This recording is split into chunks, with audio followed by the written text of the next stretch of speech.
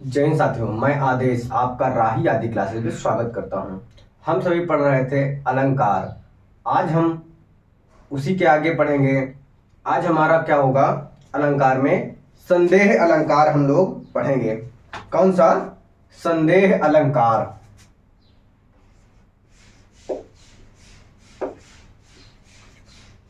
संदेह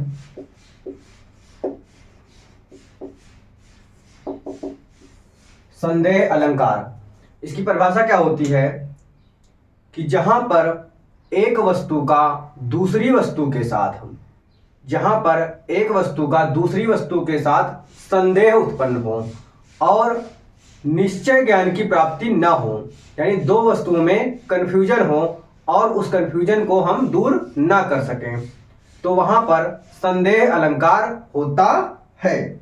इसकी परिभाषा को अब हम लिख लेते हैं कि एक वस्तु का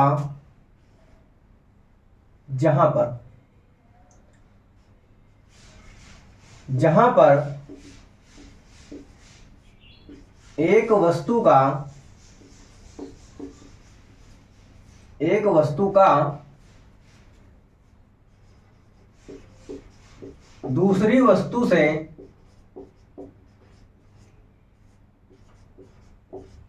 एक वस्तु का दूसरी वस्तु के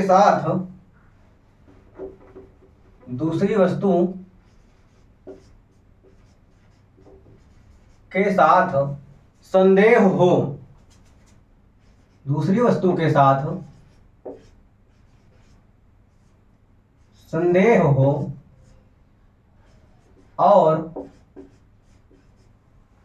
हो और कोई निश्चयात्मक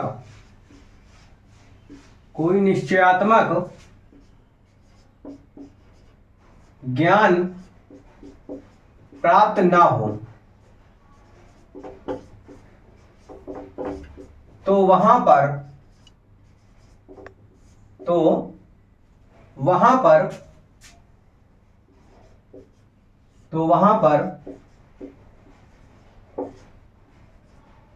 संदेह अलंकार होता है।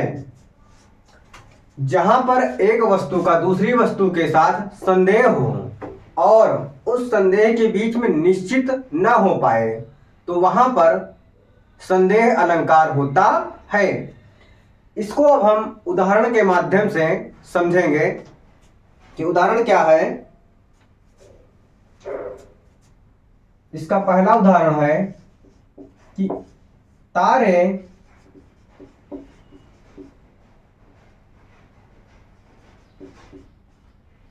आसमान के हैं,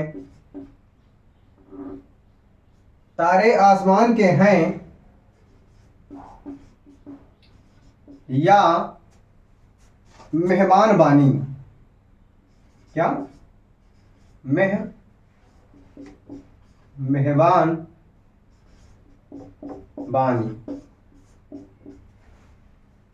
मेहमान बानी।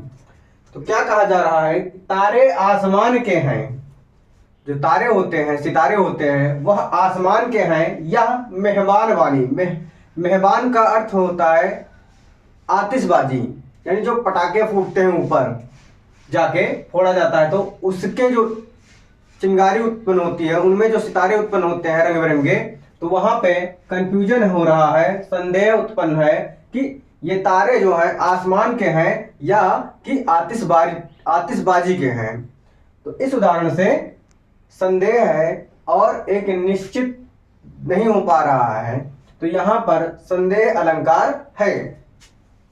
अब हम इसी का दूसरा उदाहरण देखेंगे कि क्या है दूसरा उदाहरण, कि यह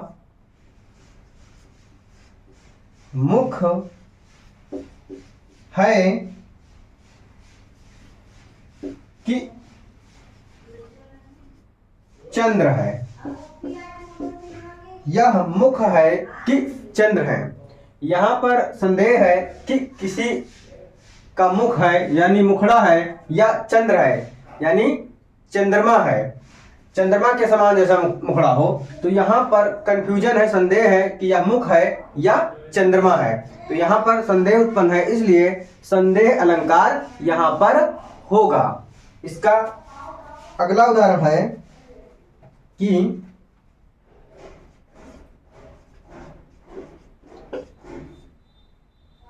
नारी बीच सारी है,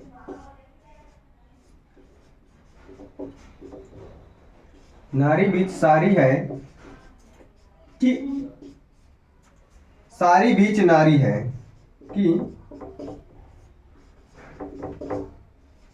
सारी बीच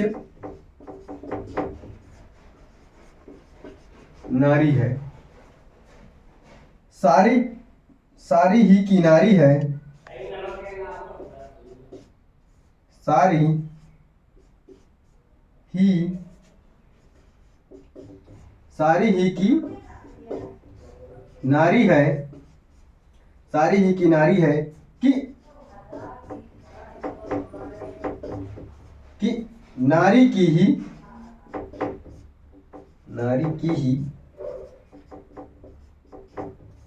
सारी है। यहाँ पर जो व्यक्ति है वह समझ ही नहीं पा रहा है कि नारी बीच सारी है कि सारी बीच नारी है, यानी उस सारी को ऐसे लपेट लिया गया है कि वह समझ नहीं पा रहा। उसमें संदेह है कि सारी है कि नारी है कि सारी ही की नारी है। इसके बाद हम अब अगला अलंकार देखेंगे। अगला अलंकार कौन सा है? भ्रांतिमान अलंकार। कौन सा? भ्रांतिमान अलंकार।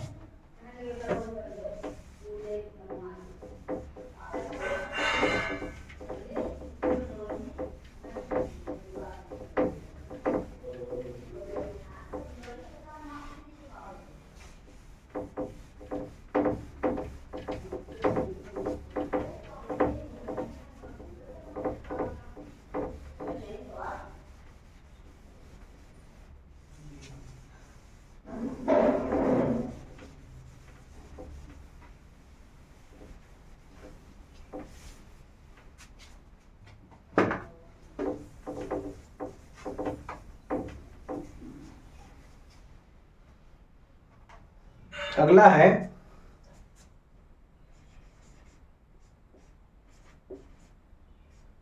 भ्रांतिमान अलंकार।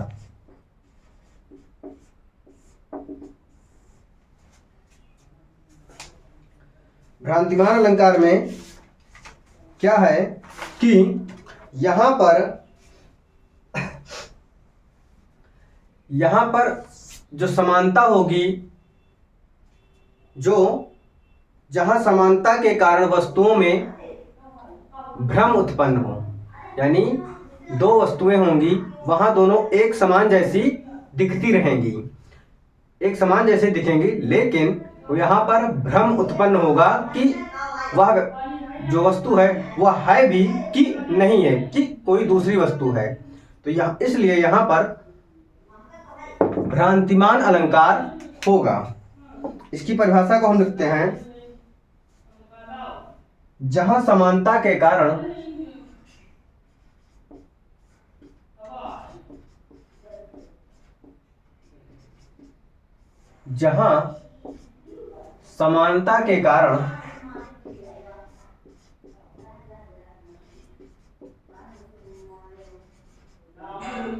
वस्तुओं में जहां समानता के कारण वस्तुओं में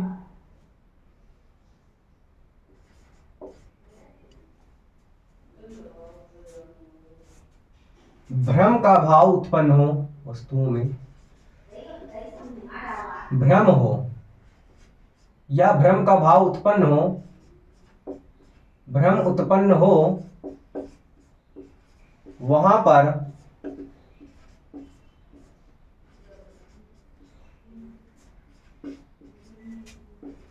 पर भ्रांतिमान अलंकार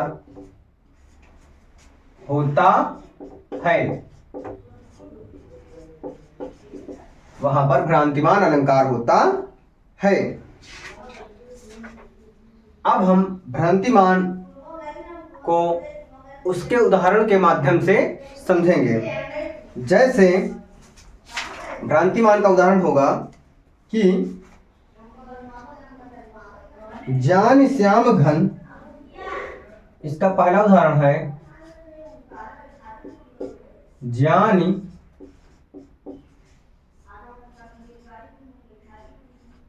श्याम घन, श्याम को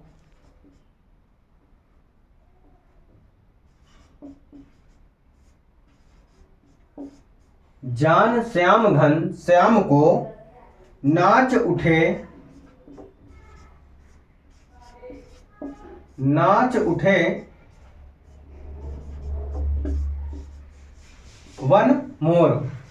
क्या कहा गया है कि जान श्याम घन, यानी श्याम मतलब काले बादल को, श्याम को नाच उठे वन मोर।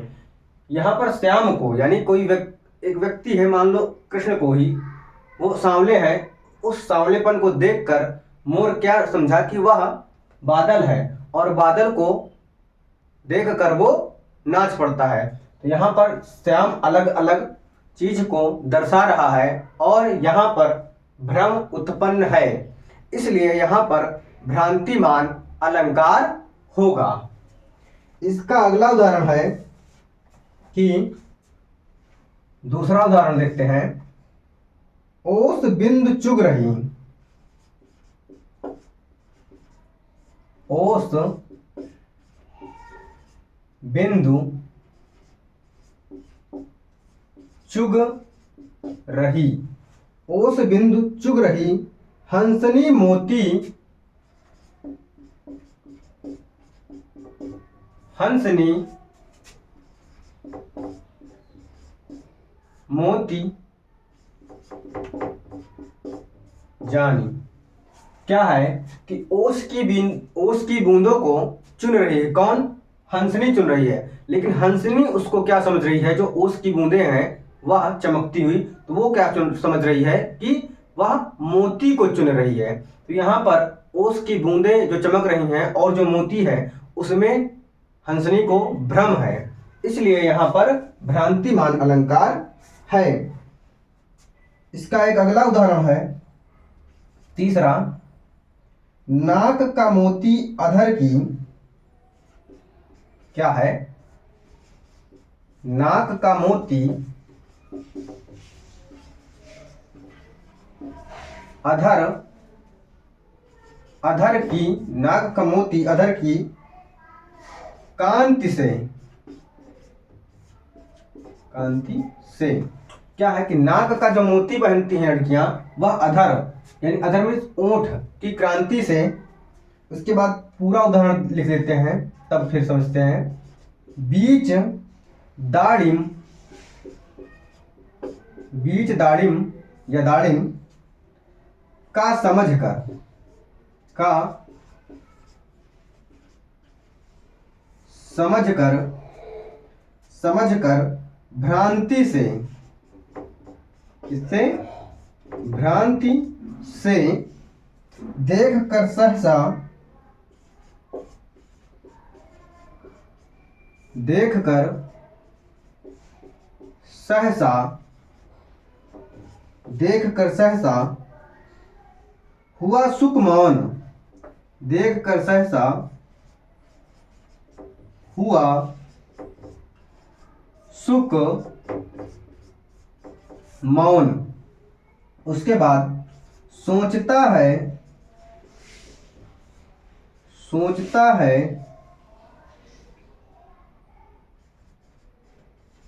अन्य सुख यह कौन, अन्य सुख यह कौन।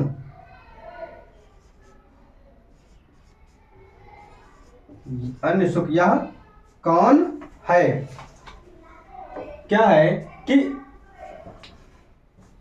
क्या है कि नाक का मोती, जो नाक में मोती पहना जाता है, अधर की क्रांति, यानी अधर मीन्स ओंठ, ओंठ, क्रांति मतलब जो लिपस्टिक विपस्टिक लगाते हैं, तो जो फिर बीच दाड़िम जो मोती को है वह समझा जा रहा है, वह जो सुक है क्या है, बीच दाड़िम का समझ कर भ्रांति से, यानी जो नाक का मोती है उसको अनार का दाना समझ रहे हैं, का समझ कर भ्रांति यानी भ्रम उत्पन्न हो रहा है। देख कर सहसा हुआ सुक मौन, यानी जो सुक मतलब तोता है, वह उसके मन में भ्रांति हो रही है, किसको, नाक की मोती को पहने हुए देख कर वह समझ रहा है कि यह अनार का दाना है, वो चमकते हुए। सहसा देख कर सुक सोचता है यह अन्य सुक कौन, जो लिपस्टिक लगाए होती हुई लड़कियां, उसको क्या सोच रहा है कि यह सुक कौन है, यानी सुगे की जो टोंट होती है तोता की, वो रंगीन होती है, और वो अधर मतलब उस ओंठ को देखकर वो समझ नहीं पा रहा है कि यह इस अनार के दाने को चुगने के लिए यह दूसरा तोता कौन आ गया है। तो यहाँ पर उस तोते को भ्रम उत्पन्न हो रहा है, इसलिए यहाँ पर भ्रांतिमान अलंकार होगा। आज की क्लास को लंबी ना करते हुए बस यहीं तक रखते हैं। आप सभी से उम्मीद है, आशा है कि आप सभी मेरा पूरा सहयोग करेंगे। आप सभी इस क्लास को लाइक कीजिए, सब्सक्राइब कीजिए, अधिक से अधिक लोगों को जोड़ते रहिए और क्लास को लाइक कीजिए और क्लास को पूरी देखने की कोशिश किया करो। बस यहीं तक आज की क्लास को समाप्त करते हैं। धन्यवाद।